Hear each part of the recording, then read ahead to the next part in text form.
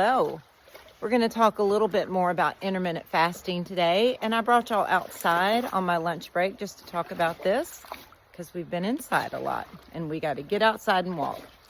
But we've talked some about autophagy, fasting schedules, but today I wanted to talk about hormones that are always triggered but changed a little bit with intermittent fasting. Ghrelin is our hunger hormone. So you can think of that like your stomach is growling. So your stomach is ghrelin. It's telling you it's hungry.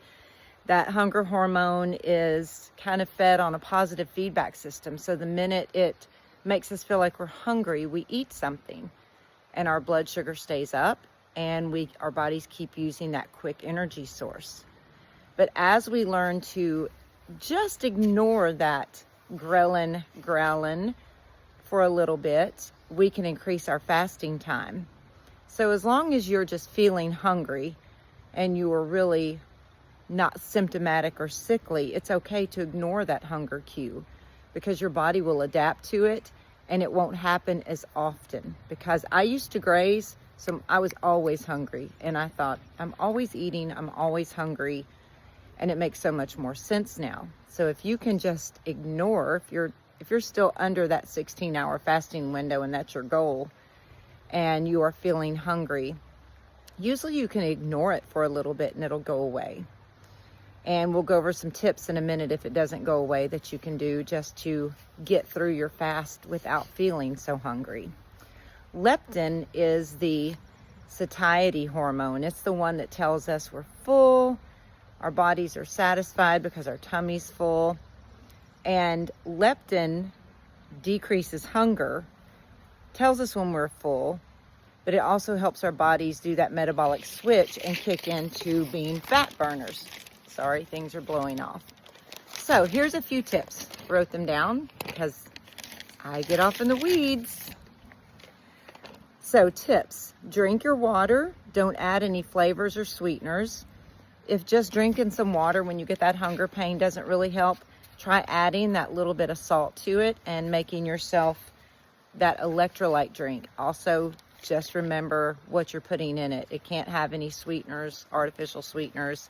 You don't want to break your fast. Redmond's, after I've done some research, Redmond's is a really good salt. I can't really find it in the stores easily without ordering it, so Himalayan or table salt still works just as good. Black coffees, unsweetened teas.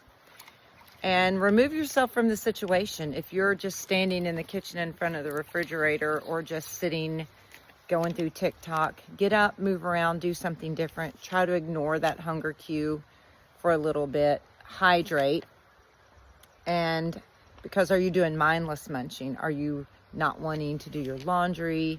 Why do you think you're feeling that hunger pain? Because we get into a lot of habits. When I went to avoid working, I used to go stand in front of the refrigerator. Like anything changed in it since the last time I didn't want to fold laundry. And keep me posted. Like that should help you get through that and understand what's going on with your body. When you feel your stomach growling, that's really ghrelin. And when you're satisfied or you get over that, that's that leptin kicking in. So don't forget, the longer you practice intermittent fasting, the easier that gets. And that ghrelin is a positive feedback schedule. So if every time our stomach growls, we feed it, we'll never break that cycle.